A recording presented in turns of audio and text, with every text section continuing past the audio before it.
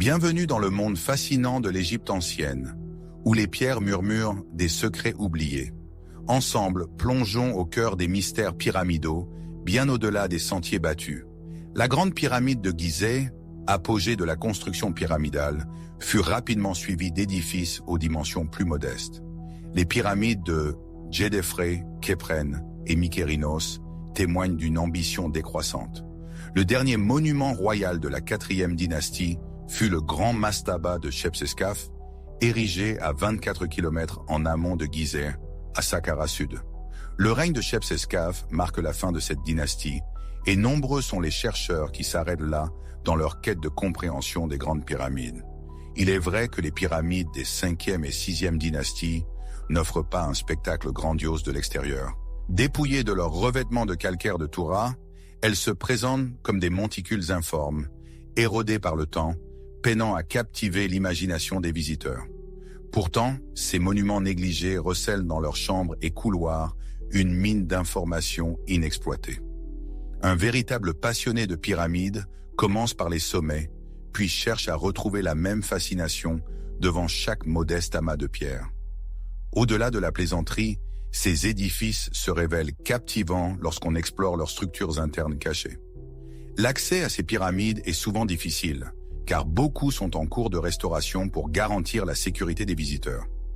Récemment, la pyramide que nous allons explorer était inaccessible depuis le début du 19e siècle. Dans cette exploration, nous découvrirons la pyramide d'Ouserkaf, premier pharaon de la 5e dynastie et l'une des pyramides égyptiennes les moins étudiées. Ouserkaf serait le petit-fils de Khéphren ou l'arrière-petit-fils de Khéops. Pour les sceptiques, cette pyramide, bien que plus modeste, offre de nombreux points de comparaison pour mieux comprendre les grandes pyramides de Gizeh. Il est possible qu'Ouserkaf soit négligé car son complexe pyramidal déroge aux normes et conventions de son époque. Par exemple, son temple est orienté nord-sud, contrairement à l'orientation est-ouest que l'on retrouve dans les autres pyramides de cette période. Étrangement, Ouserkaf choisit un lieu de sépulture proche du complexe pyramidal à degré de Djesser. Chaque roi établit ses propres règles, tout en s'inspirant des constructions précédentes. L'artefact le plus remarquable découvert à ce jour concernant Ouserkaf est la partie supérieure d'une statue colossale. Outre le grand sphinx, il s'agit peut-être de la plus ancienne statue colossale jamais découverte. Plongeons au cœur de cette pyramide et découvrons ce que ce roi, célèbre pour son imposante tête et son admiration pour le monument à degré de Djoser, avait édifié pour l'éternité. Surnommée la pyramide ruinée par les Arabes, son état actuel témoigne de ce sobriquet. Longtemps, l'espoir d'en percer les mystères intérieurs semblait vain. Même Miroslav Werner, spécialiste de la 5e dynastie, avouait dans son ouvrage « Les pyramides », paru en 2020, que ces reconstitutions s'appuyaient sur les dessins de John Shepering, datant du 19e siècle. La pyramide d'Ouserkaf mesurait initialement environ 73 mètres de côté, culminant à une hauteur d'environ 49 mètres. Les fouilles n'ont jamais permis de déterminer avec précision ses dimensions d'origine. Voici un aperçu de ses caractéristiques principales. L'entrée originelle, située au centre de la face nord, s'ouvre sur un corridor descendant, une constante dans les pyramides de cette époque. D'après l'inclinaison de ce corridor descendant, on peut supposer que l'entrée ne se trouvait pas directement dans la pyramide, mais plutôt dans la cour, juste au-delà de la superstructure. Le corridor descendant débouche sur un petit vestibule, que nous appellerons la chambre d'entrée pour plus de commodité. Au-delà de cette chambre, un corridor horizontal se prolonge vers le sud, interrompu par une unique herse monolithique. Passé cette herse, le corridor s'ouvre à l'est, donnant accès à une vaste zone de stockage en forme de T, creusée dans la roche. Toutes les autres parties intérieures de la pyramide ont été creusées à ciel ouvert, nécessitant la construction de toits à l'aide de linteaux massifs. Le corridor horizontal se poursuit vers le sud jusqu'à une antichambre, marquant le point central exact de la pyramide. Enfin, un corridor très court prolonge l'antichambre sur son côté ouest, menant à une chambre funéraire 2 fois plus longue que l'antichambre. Afin de ne pas perdre le nord dans ce labyrinthe, une mini-carte accompagne les photos, indiquant votre position et votre orientation. À l'approche de l'entrée, arrêtons-nous un instant pour observer quelques particularités marquantes. Un œil attentif remarquera un amas de blocs de granit rouge disposés le long du couloir descendant. L'explication la plus probable est qu'il s'agit des vestiges d'un dispositif de sécurité destiné à verrouiller la pyramide. À l'image des énormes bouchons de granit de la Grande Pyramide, le couloir descendant d'Ouserkaf contenait probablement lui aussi un bouchon de granit. Classique pour les passages de pyramide, ce couloir était originellement constitué de calcaire de Toura. Ce dernier a été pillé, comme le reste du revêtement de la pyramide, ne laissant que ce vestige de granit. Ce bouchon était aligné sur une section de granit du couloir, descendant pour rendre son contournement plus difficile. Ce schéma fut reproduit dans les pyramides des VE et 6e dynasties, où des preuves physiques de ce couloir subsistent encore. Complètement dévasté, le couloir descendant s'est rempli de débris pendant des millénaires. Il a été dégagé et consolidé récemment avec de la maçonnerie moderne. Plus loin dans le couloir, on aperçoit une excavation verticale, point d'entrée des explorateurs après le pillage du calcaire de Toura. Au sommet de cette excavation, un mégalithe fracturé semble sur le point de s'effondrer. Cette pierre a probablement dissuadé de nombreux curieux, préservant ainsi l'intérieur de la pyramide du vandalisme pendant des siècles. Ce bloc menaçant est désormais sécurisé par des poutres d'acier. En progressant, on distingue d'énormes linteaux de calcaire qui ont survécu au pillage. Les marches et les murs sont des restaurations. Tout au fond du couloir, la maçonnerie d'origine est de nouveau visible sur le mur est. Une partie du mur ouest a été restaurée. L'intérieur interdit de la chambre d'entrée révèle des détails intéressants. Le mur était bien conservé, tandis que le mur ouest est une restauration. Comme le mastaba de Chepseskaf, cette chambre d'entrée est petite et asymétrique par rapport au couloir. Dans les pyramides ultérieures, cet espace retrouve l'agencement symétrique initié dans la pyramide de Mykérinos. Le plafond est entièrement en granit, peut-être pour renforcer la chambre d'entrée, dont la largeur dépasse les 2 coudées maximales pour la taille d'un couloir. Le granit se prolonge sur toute la longueur du couloir horizontal. Un important amas de débris de granit est entreposé ici. D'où provient-il? Peut-être du serdab endommagé ou des restes des bouchons de granit mentionnés précédemment.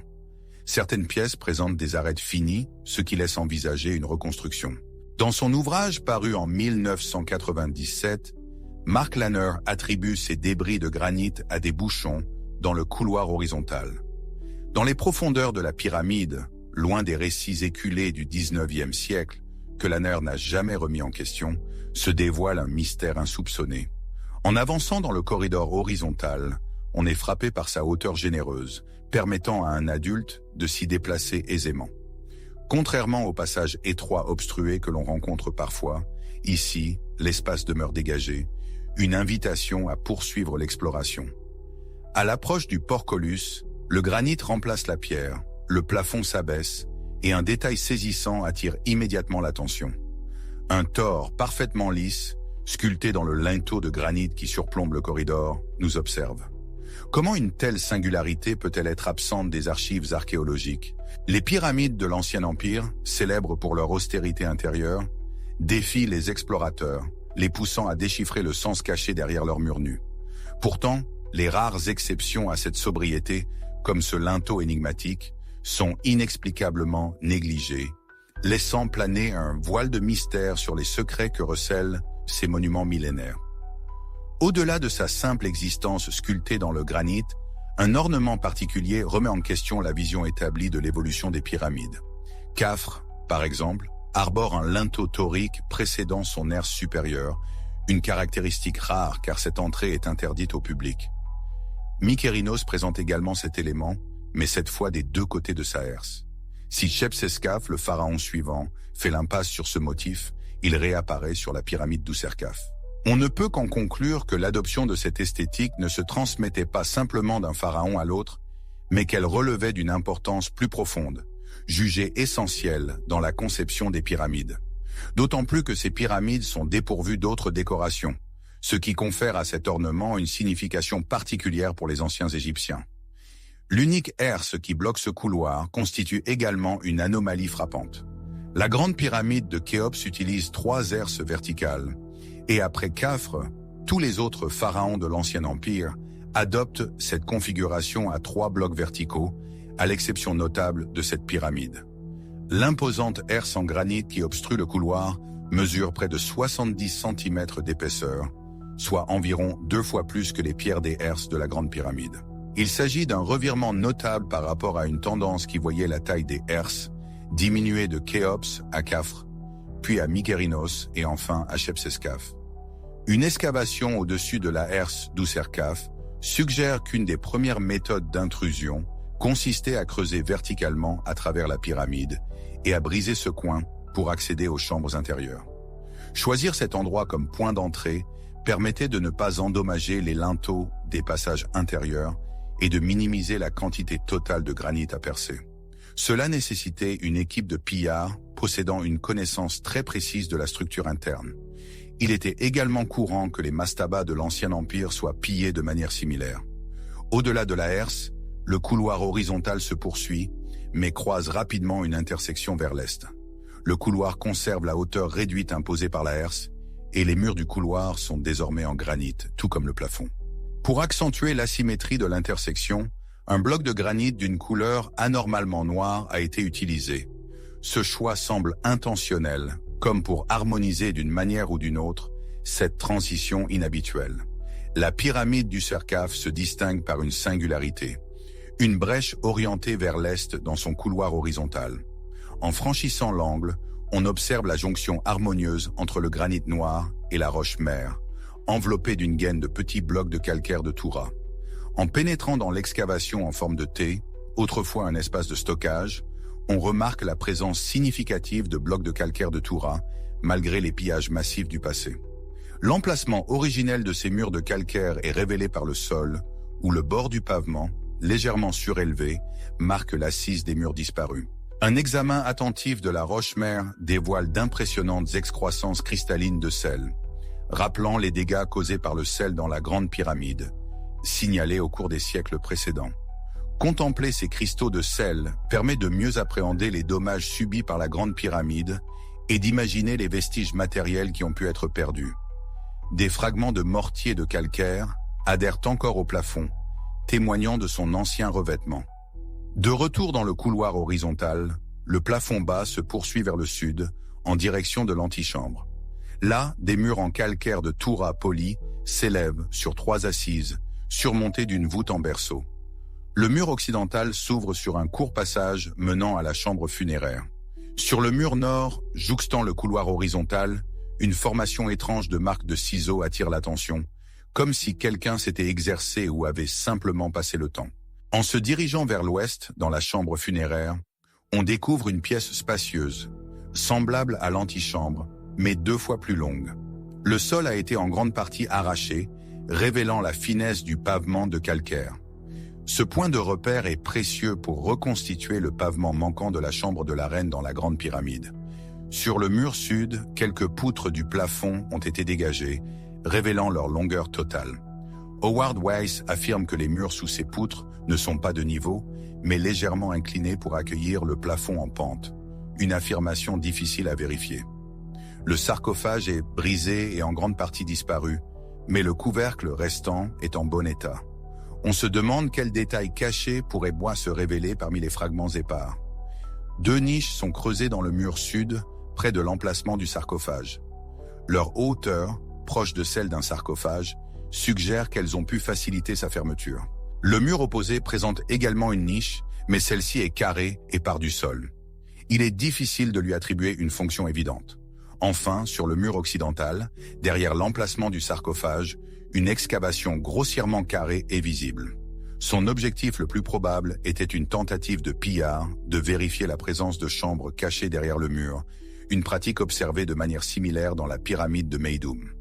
Maintenant que notre exploration est achevée, quelles pistes d'investigation se révèlent les plus intéressantes à la lumière de ces nouvelles observations? L'imposant portcullis unique et son linteau orné captivent immédiatement le regard. Étrangement, aucun égyptologue n'a jamais entrepris une étude approfondie des mécanismes de portcullis dans les pyramides.